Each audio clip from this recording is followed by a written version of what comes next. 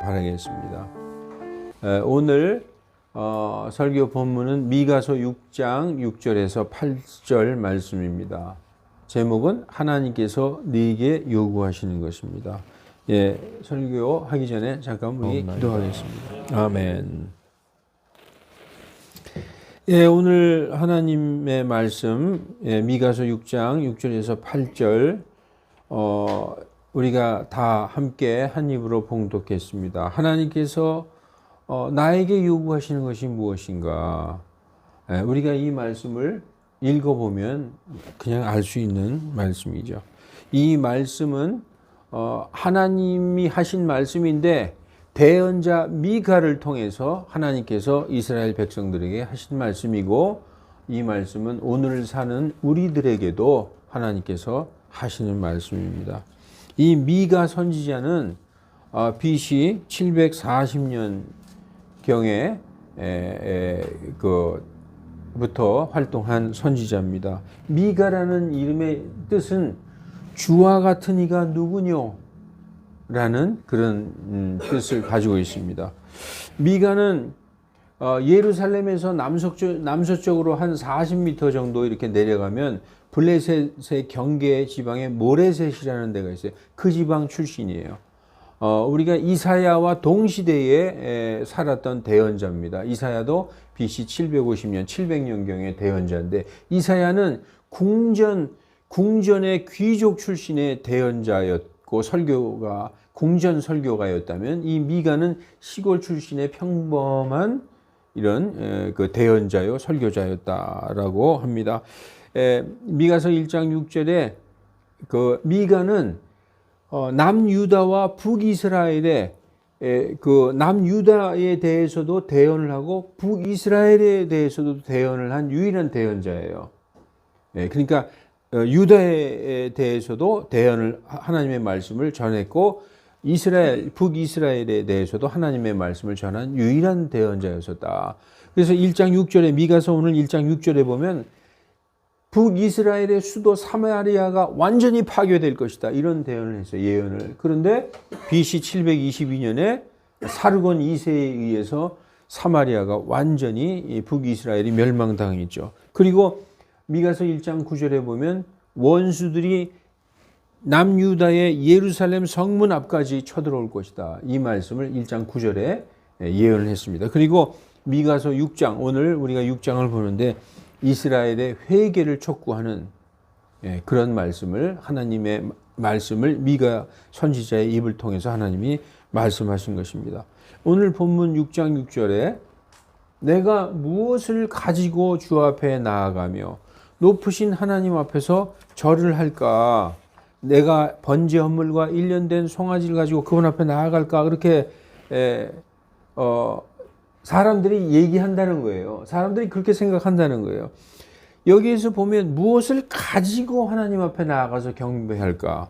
무엇을 가지고 나가서 바치면 하나님께서 무언가 해주실 것이다 라는 생각. 이러이러한 것들을 바치면 이러이러한 것들을 해주실 것이다 라는 생각. 요즘으로 말하면 헌금을 많이 바치면 무엇을 해주시지 않을까? 내가 한번 내 집을 팔아서 한번 바쳐봐. 하나님이 정말 다 해주실 것 같은데, 무엇을 하면 무엇을 해주시겠다. 이 보상이죠. 무엇을 하면 무엇을 해주실 거다 하는 그런 생각. 12조를 꼬박꼬박 빼먹지 않고 바치면 무엇을 해주시겠지 하는 그런 생각. 뭐 다 틀린 건 아니겠지만 이렇게 하나님을 생각하는 관점이 이렇다는 거예요. 무엇을 하면 무엇을 해주시겠지, 이런 생각을 하고 있었다는 거죠. 이런 생각은 하나님을 마치 잡신처럼 생각하고 있는 거예요. 세상의 이 잡신들은 정성을 바치면 복을 주고 무엇을 바치면 무엇을 준다고 이렇게 거짓말하는 신들이죠. 세상 신들은. 그래서 세상 신들은 뭘 바치라고 자꾸 얘기해요. 근데 우리 하나님은 오히려 그 반대라는 거예요. 지금 이 사람이 이스라엘 백성의 이제 그 마음속에 내가 무엇을 가지고 정말 우리 하나님 앞에 나아갈까? 무엇을 가지고 내가 우리 높으신 하나님 앞에 나가서 절을 할까? 내가 정말 번제 헌물 가지고 나가고 1년 된 암송아지를 가지고 나갈까? 1년 된 암송아지라는 것은 가장 귀한 예물, 짐승 중에서 가장 비싸고 가장 귀한 걸 얘기하는 거예요. 그런 걸 한번 하나님 앞에 바쳐볼까? 주께서 그 수천의 순양을 기뻐하시고 그 수만의 강 같은 기름, 여기서 강 같은 기름은 많은 짐승을 죽여서 그걸 번제 헌물로 바치면은 그 번제 헌물에 보면은요, 번제 제사나 이 속죄 제사에 보면 그 짐승의 내장에 붙은 기름을 이렇게 제단 위에 바치는 장면이 나옵니다. 그래서 짐승을 죽여서 콩팥에 붙은 그 꺼풀, 간 위에 붙은 기름, 허리 둘레에 있는 그런 기름들을 단 위에 태워서 드리는 거예요. 번제 헌물은 하나도 안 버리고 심지어 똥까지 다, 그건 뭐냐면 완전한 헌신을 얘기하는 거예요. 완전 100%를 태워서 드리는 거죠. 그러니까 우리의 삶, 우리의 모든 것을 하나님 앞에 드리는 그런 의미가 이제 번제 헌물에 있어요. 그래서 이 번제 헌물을 드리고 1년 된 송아지를 드리고 수천의 순양과 수만의 강수 같은 그 짐승의 기름을 드리면 하나님이 기뻐하실까? 아니야. 그보다 더한 거 내 맏아들을 드려볼까? 이 시대에는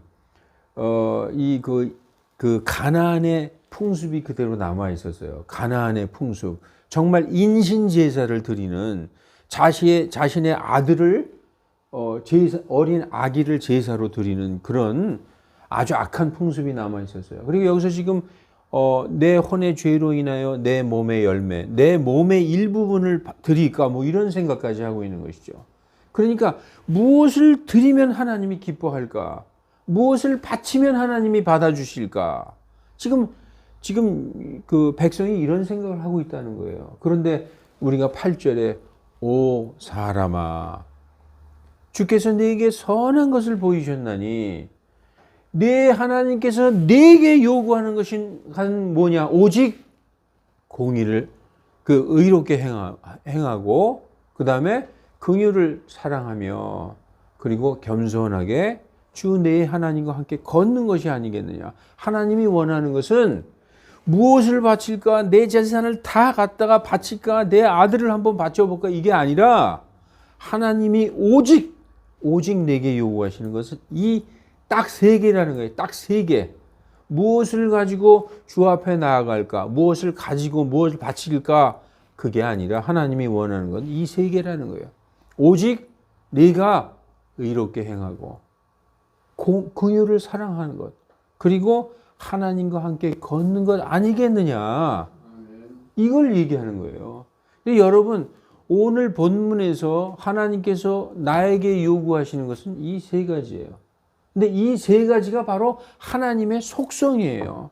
하나님 자체가 이 세 가지가 바로 하나님의 성품 자체예요. 왜냐? 의롭게 행한다. 여기서 의롭게 행한다는 것은 공의를 얘기하는 거예요. 공의. 하나님의 공의. 공평한 그 세상의 공평함이 무너졌다는 거예요. 이스라엘에. 그래서 공의를 행하라. 의롭게 행하라. 그리고 긍휼을 사랑하라는 것은 뭐냐? 사람을 사랑하라는 거예요. 사람을 학대하지 말고. 여러분, 긍휼이 뭡니까? 하나님이 우리에게 긍휼을 베풀어 주셔서 긍휼의 하나님, 사랑의 하나님, 하나님은 세상을 이처럼 사랑하사, 여기서 세상은 사람들이죠. 우리를 사랑하신다는 거예요. 그처럼 너희들끼리 서로 죽이고 억압하지 말고 사랑하라는 거예요. 그리고 하나님과 함께 걷는 건 뭐예요? 우리가 아까 찬송 예배 드리기 전에 233장 불렀죠. 거룩한 길 걷는 거예요. 하나님과 함께 동행하고 그분과 함께 겸손히 하나님과 함께 걷는 것은 거룩한 삶, 거룩한 생활을 의미하는 것입니다. 그래서 하나님은 이 세 개가 의롭게 행하라, 공의를 행하라, 긍휼을 사랑하라, 사랑하라. 너희가 서로 사랑해라. 그리고 하나님과 함께 걷는 것, 거룩한 길을 걸어라. 하나님은 의의 공의의 하나님이시요 하나님은 사랑의 하나님이시요 하나님은 거룩한 하나님이십니다. 이 세 가지 바로 하나님의 성품을 깨닫고 그분처럼 그분의 길로 걸으라는 것이죠. 이스라엘은 완전히 부패했었어요. 정말 부자들이 가난한 사람들을 억압하고 그리고 핍박하고 그리고 정말 힘없는 사람들은 막 죽여도 그냥 상관이 없는 그런 폭력이 난무하고 오늘 미가서 6장 10절에서 13절을 읽으면 이런 말씀이 있어요. 사악한 자의 집에 아직도 사악한 보물이 있으며 부족하여 가증한 되가 있느냐. 사악한 보물이 있는 것도 부족해서 가증한 되는 뭡니까? 우리가 옛날에 땅콩 사면 되를 싹 해서 봉투에 넣어주는데 집에 와서 보면 요만큼밖에 안 돼. 되가 밑에가 이만큼이 올라와 있죠. 이게 속이는 되라는 거예요. 사악한 자의 집에 그 부자의 보물들이 가득하면서도 아직도 그것도 모자라 사악한 되가 있느냐? 그리고 내가 사악한 저울과 속이는 추를 담은 자루를 지니고 다니는 자들을 깨끗하다고 하겠느냐? 이것은 공의가 없다는 거예요. 공평한 공평한 저울이 없다는 거죠. 이스라엘에. 그래서 그곳의 부자들은 폭력으로 가득하고 그곳의 거주민들은 거짓을 말하며 백성들은 입만 열면 다 거짓말을 해요. 자동으로 거짓말이 입에서 나와. 그런 세상이 되었죠. 그들의 혀는 그들의 입에서 속임수로 가득하니 그러므로 하나님께서 이스라엘이 왜 멸망한 줄 아십니까? 공의가 없어지고 하나님의 사랑이 없어지고 사람들을 막 죽이고 그다음에 거룩하지 않은 거짓말하는 세상, 완전히 부패한 세상. 하나님이 뭐라고 말씀하시느냐? 그러므로 나도 너를 쳐서 병들게 하고 네 죄들로 인하여 너를 황폐하게 하리라. 어떻게 황폐하게 합니까? 저 아수르라는 막대기를 가지고 와서 이스라엘을 때리는 거죠. 이스라엘을 완전히 멸망하게 하나님이 그렇게 하신 것입니다. 여러분, 그래서 우리에게 하나님이 원하시는 것은 막 뭐를 하고 뭐를 해서 이렇게 하면 하나님이 뭘 해 주시겠지, 이게 아니라는 거예요. 그렇게 알면 하나님을 잘못 알고 있다는 거예요. 그러니까 하나님이 원하시는 것은 오직 내 하나님이 내게 요구하시는 것은 의롭게 행하고 긍휼을 사랑하며 그리고 겸손히 내 주 하나님과 함께 거룩하게 걷는 것이 아니겠느냐, 이렇게 말씀하고 있는 것입니다. 우리는 구약의 율법을 행위의 법으로 알고 있어요. 그러나 구약의 율법에도 하나님은 마음을 원하고 계시는 거예요. 그래서 이스라엘 사람은 율법을 행위의 법으로 오해하고 있었어요. 그러나 율법도 마음의 법이었다는 것이죠. 그래서 위에 이 세 가지 공의와 긍휼과 거룩, 이 세 가지는 하나님을 사랑하고 순종하는 마음이 없이는 불가능하다. 하나님께 하나님, 내가 주의 뜻대로 행하겠나이다.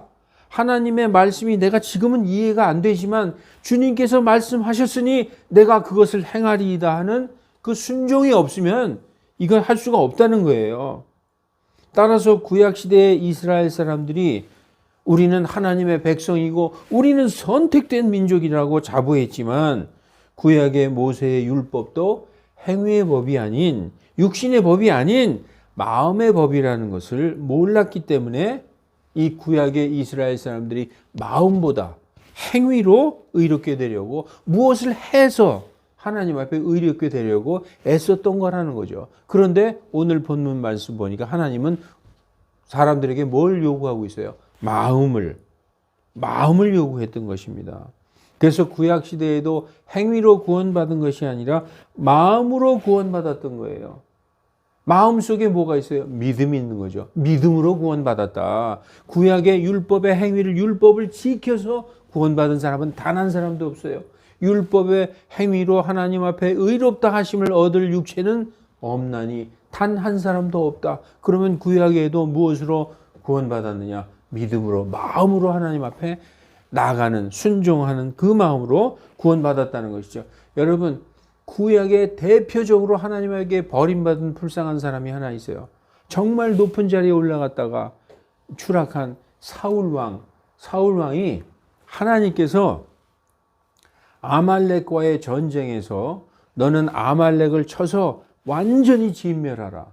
정말 남녀노소, 노인이나 젊은이나 남자나 여자나 어린아이나 젖먹이나 소나 양이나 노새나 낙타까지 단 하나도 남겨놓지 말고 완전히 진멸하라. 그랬어요.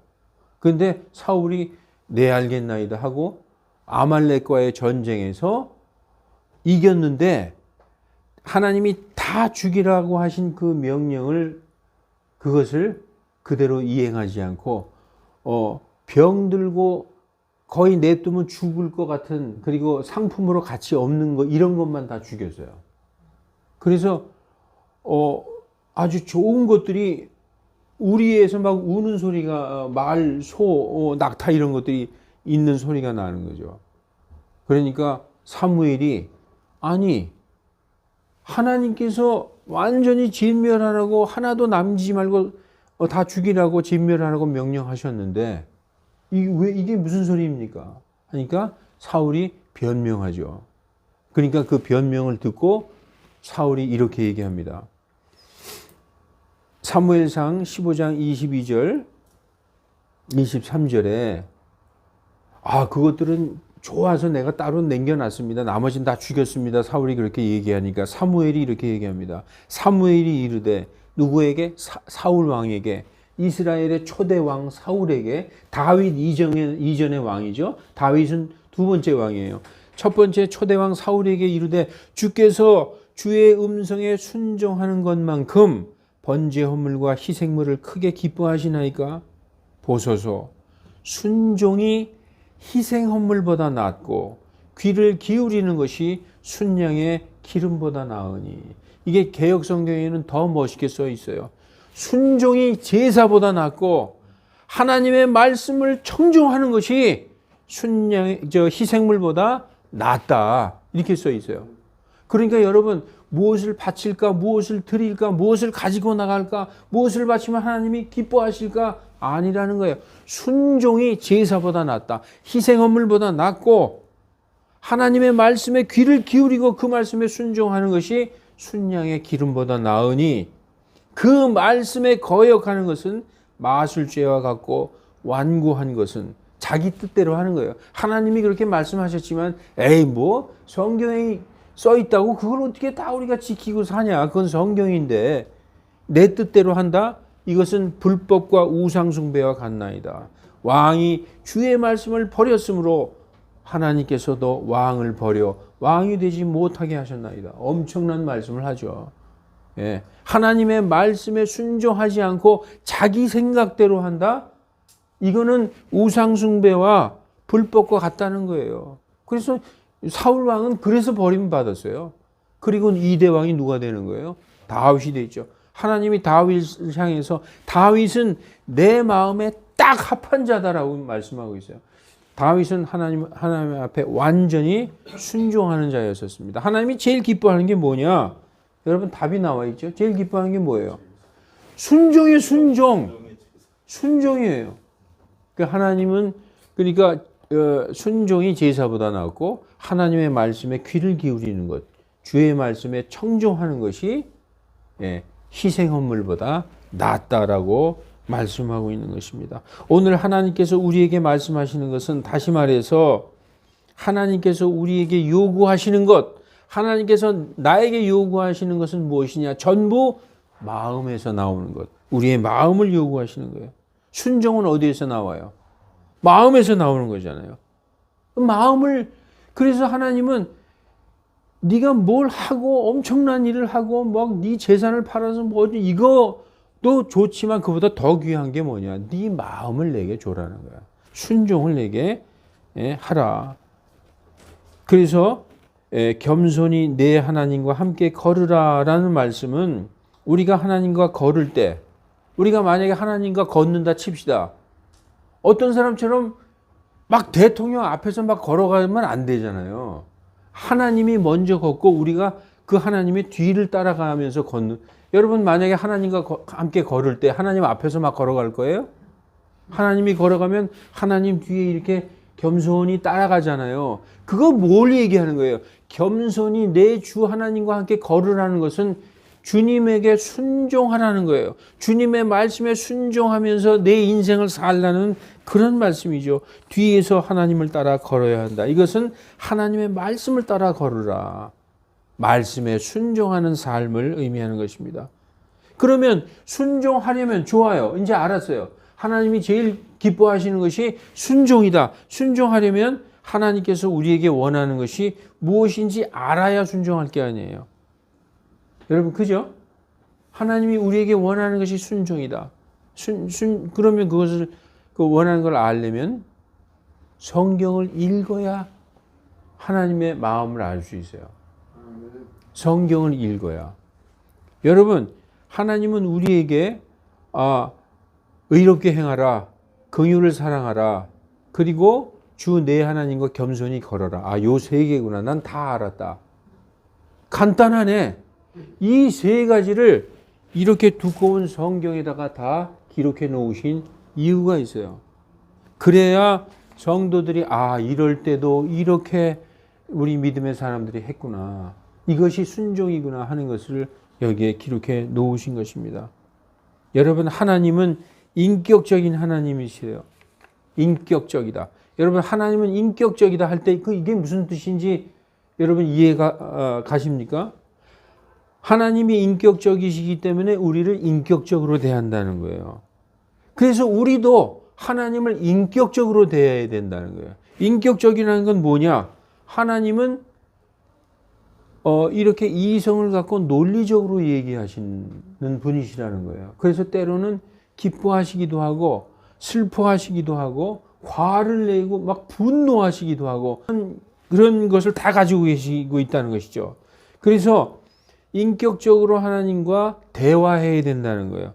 하나님과의 대화는 뭡니까? 바로 기도예요. 기도는 하나님과 대화하는 건데 어떻게 대화하는 거냐? 영으로 대화하는 것이다. 영으로 대화하는 거예요. 하나님에게는, 우리 사람에게는 뭐가 있어요? 영혼육이 있죠. 영혼육. 우리에게 영혼이 있고 육체가 있잖아요. 영은 하나님의 수음이니까 우리가 죽으면 그것을 주신 하나님께로 돌아가고, 육신은 죽으면 흙으로 돌아가고, 혼은 소멸되지 않아요. 혼은 불멸이에요. 불멸. 영혼이 살아있는데 그 죽지 않고 살아있는 혼이 구원받은 사람은 하나님과 함께 영혼이 천국에서 사는 것이고, 구원받지 못한 혼은 죽지 않아요. 없어지지 않고 영원히 지옥에서 영원한 형벌. 확 죽어버리면 모든 게 다 끝이라고 생각하지 아니라는 거예요. 영원한 형벌이 기다리고 있는 거예요. 영원한 영광과 반대되는 영원한 형벌이 기다리고 있어요. 그래서 우리는 영으로 하나님과 대화하는데 이 영이야말로 하나님과 대화하는 유일한 통로예요. 우리가 육으로 대화하는 거 아니고 혼으로 대화하는 거 아니고, 우리가 하나님과 기도할 때 무엇을 통하여 하나님과 대화하느냐? 영을 통하여 대화한다. 그래서 예수님 믿고 구원받은 사람은 그 영이, 전에는 나의 영이었던 이 영이 구원받으면 하나님으로부터 태어난다고 얘기하고 있죠. 그게 뭐냐? 성경에서 성령으로 거듭나는 거예요. 하나님의 영으로 거듭나는 거예요. 그래서 하나님의 영을 우리에게 주셨기 때문에 하나님과 우리에게 주신 하나님의 영으로 우리가 하나님과 유일한 그 영으로 소통을 하는 거예요. 그런데 하나님에게서 태어난 적이 없는 사람은 그 하나님의 영이 없기 때문에 하나님과 통화할 수가 없어요. 그래서 하나님이 볼 때 하나님을 모르고 예수님을 모르고 구원받지 못한 사람은 하나님이 어떻게 생각하고 있느냐? 죽어 있다. 죽어 있는 사람이다. 살아있지만 영적으로 죽어 있는 자다라고 생각하는 거예요. 그래서 여러분, 구원받고 성령 받으면 하나님과의 대화의 창구가 딱 열린 거예요. 그래서 구원받지 못한 사람이 하나님과 대화한다? 이건 불가능해요. 그 절규를 듣긴 듣죠. 하나님 나를 살려주세요. 절규는 듣긴 듣지만 하나님과의 대화, 이 소통, 교제는 불가능하다는 겁니다. 그래서 무슨 기도를 해도 구원받은 사람은 무슨 말을 해도 하나님께서 다 들으시는 거예요. 왜냐하면 하나님의 영과 우리의 영이 하나가 되었기 때문에 성경이 이렇게 말씀하고 있습니다.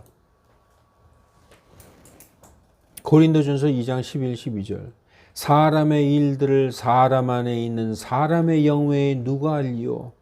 그와 같이 하나님의 일들도 하나님의 영 외에는 아무도 알지 못하느니라. 그런데 우리가 세상의 영을 받은 게 아니라 하나님에게서 난 영을 받았으니, 자, 하나님의 일은 하나님의 영 외에는 아무도 알지 못하는데 우리에게 있는 것은 세상 영이 아니라 하나님의 영을 받았으니 이로써 하나님께서 우리에게 값없이 주신 것들을 우리로 하여금 알게 하신다는 거예요. 아, 우리가 구원받았구나.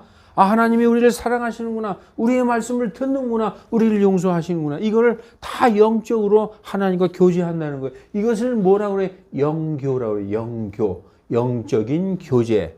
이게 하나님에게서 태어난 자는 하나님과 교제하고 하나님과 대화하는 거예요. 그러니까 우리의 기도, 아주 소소한 기도. 여러분, 우리가 아기를 낳았는데 아기가 뭐라고 그러는 거? 다 무시해 버립니까? 아, 얘가 칭얼거리는데 배가 고프구나. 다 요만한 우리의 작은 신음에도 응답하시는 하나님이라는 거예요. 우리 복음 찬송에 나오죠. 작은 신음에도 응답하시는 하나님이라는 것입니다. 여러분, 그 중에서 들어주시는 것도 있어요. 응답해 주시는 것도 있고 침묵해 하시는 것도 있어요. 여러분, 우리의 어린아이들이 다 얘기하면 그거 다 사줍니까? 아빠 저거 사줘 그러면 뭐 전철 사줘 그러면 전철도 사다가 줘요. 그러니까 응답해 주시는 것도 있고 침묵하시는 것도 있고 여러분 자녀들이 원하는 것을 들어줄 때도 있고 안 들어줄 때도 있고 나중에 시간이 지나서 들어줄 때도 있다는 거예요. 하나님도 우리에게 즉시 응답하시는 것도 있고 응답하지 아니하시는 것도 있고 시간이 많이 흐른 후에 하나님이 응답해 주시는 것도 있다. 이렇게 아시면 되는 겁니다. 여러분, 하나님은 인격적인 분이세요. 하나님 우리와 대화하기 원해요. 하나님은 감정이 있으세요. 기뻐하시고 슬퍼하시고 노하시고 안타까워하시고 슬퍼하셔. 내가 사람 지은 것을 슬퍼하노라. 왜냐? 어려서부터 그의 생각과 상상이 항상 악할 뿐임을 보시고 하나님이 사람 지으신 것을 슬퍼하셨더라. 이런 하나님은 슬퍼하시기도 해요. 그리고 기뻐하시기도 해요. 노하시기도 하고 인격적인 하나님이지 하나님은 생명이 없는 무슨 목상이나 석상 돌덩어리 무슨 큰 돌 거기다가 깎아놓고 거기다 절하고 아니라는 거예요. 하나님은 인격적인 분이시다. 그러므로 하나님을 우상 대하듯이 대하는 것은 그분을 기쁘게 할 수 없다. 하나님과의 대화, 하나님과의 교제, 이것이 바로 기도인 것입니다. 하나님은 무슨 거창하고 거룩한 것만 하나님께서 이렇게 기도해야 하나님이 들어주시는 줄 알죠. 그래서 기도하는 사람들이 부담을 갖고 기도해요. 뭐 아주 멋있게 거창하게 어마어마하게 기도하려고 그러는데 그렇게 기도하는 게 아니에요. 순수하고 단순하게 어린아이처럼 하나님께 여쭤보고 물어보고 또 필요한 거 있으면 달라고 하기도 하고 그게 바로 기도하는 거예요. 어마무시하게 기도하려고 하지 마세요. 그거 하나님이 안 좋아해요. 가식적인 기도이기 때문에. 오히려 떠듬떠듬 기도하지만 내가 있는 마음 그대로 하나님에게 말씀하시라는 거예요. 그리하면 빌립보서 4장 6절 아무것도 염려하지 말고 오직 모든 일에 중요한 일은 기도하고 사소한 일은 기도 안 하 이게 아니라 모든 일에 기도와 간구로 너희의 요청할 것 너희의 필요한 것 하나님께 감사함으로 아뢰라. 그리하면 모든 지각을 초월하시는 하나님의 화평이 너희의 마음과 생각을 지키시리라 라고 말씀하고 있습니다. 아, 이건 뭐 혼자 독백이 아니면 넋두리 아닌가? 기도가 이거 혼자 독백하는 거 아니야? 혼자 나의 넋두리가 아닌가? 생각할 수 있지만 절대 그렇지 않습니다. 내가 기도한 것이 어느 날 하나님께서 다 응답해 주셨구나 하는 것을 나로 하여금 반드시 알게 해주세요. 아, 내가 기도하고 하나님에게 그렇게 기도했던 요청했던 것들을 하나님이 드디어 해 주셨구나라는 것을 나로 하여금 확실하게 알게 해 주신다. 그리하여 기독교는 체험의 종교라는 거예요. 하나님은 그냥 못 들은 척 하시거나 흐지부지 지나치는 하나님이 아니라는 것입니다. 우리가 기도한 거 하나님이 반드시 들으시는 하나님이다. 여러분, 믿음은 무엇입니까? 믿음. 지금 믿음은 마음이라고 그랬죠. 눈에 보이지 않는 것을 마치 눈에 보이는 것처럼, 아니 그 이상으로 믿고 확신하는 것. 그래서 그 믿음으로 하나님 앞에 행동하고 그분과 대화하는 것. 하나님 눈에 보이지 않잖아요. 그런데 마치 있는 것처럼 그분과 대화하는 거예요. 여러분, 그래서 눈에 보이지 않지만 나와 함께 계시는 하나님께 여러분 마음을 다 터놓고 무엇이든 주님 앞에 기도하시기 바랍니다. 믿음이라는 것은 뭡니까? 히브리서 11장 1절에 유명한 말씀이 있어요. 제가 일부러 이거 개역성경으로 적어놨어요. 개역성경의 말씀이 더 우리에게 쉽게 와서 다가오니까, 믿음은 바라는 것들의 실상이요 보지 못하는 것들의 증거다. 이게 바로 믿음이라는 거예요. 믿음은 눈에 보이지 않는 것을 확신하는 것이 믿음이죠. 눈에 보이는 것을 믿음이라고 얘기하는 사람은 아무도 없어요. 이상한 사람이에요. 나는 당신이 내 앞에 있는 것을 믿습니다. 눈으로 보면서 이러면, 야, 이 사람 빨리 돌봐줘야 되겠다. 그러죠. 그러므로 이제 말씀을 마치겠습니다. 사랑하는 성도 여러분, 사랑의 하나님의 말씀에 순종하는 삶, 그것이 하나님이 가장 원하는 거예요. 그게 제사보다 낫고, 요즘 말로 하면 예배보다 낫고, 요즘 교회는 예배를 엄청 많이 드리죠. 새벽 예배, 무슨 예배, 하루에 5번 드리는 대형 예배도 있습니다. 거기 다 참석하는 사람도 있어요. 예배 많이 드리면 좋은 건 줄 알고. 근데 하나님은 제사보다 순종이 낫다. 순양의 기름보다 낫다고 하신 말씀대로 하나님께서 우리에게 요구하시는 것은 오직 우리의 순종임을 명심하시기 바랍니다. 그래서 고린도서에 이렇게 말씀하고 있어요. 고린도서 10장 3절과 5절을 읽어보겠습니다. 우리가 육체 안에서 행하나, 우리의 지금 사는 삶은 육신 안에서 사는 삶이잖아요. 물리적인 육시적인 삶이지만 육신을 따라 싸우지 아니하노라. 우리가 전 시간에 우리가 하나님의 전신갑주 영적인 싸움을 싸우는 거죠. 우리의 싸움은 혈과 육을 대항하는 것이 아니라 오직 정사들과 권능들과 그 높은 처소들에 있는 그 사악한 것들과 영적인 사악함과 대항하는 것이다. 그래서 고린도후서 10장 5절에 우리가 상상들을 내던지고 내 생각, 나의 어떤 머릿속에 이런 거, 아까 사울처럼 야 이거는 다 죽이라고 했지만 이런 것까지 죽일 필요는 없잖아. 이 건강한 소, 건강한 낙타 이런 것까지는 죽일 필요가 없지 하고 이렇게 하나님의 말씀대로 행하지 않는 이런 상상들 다 내버리라는 거예요. 그리고 하나님을 아는 지식을 거슬러 스스로 높이는 모든 높은 것, 교만한 생각 다 버리고 모든 생각을 사로잡아 그리스도께 순종하라.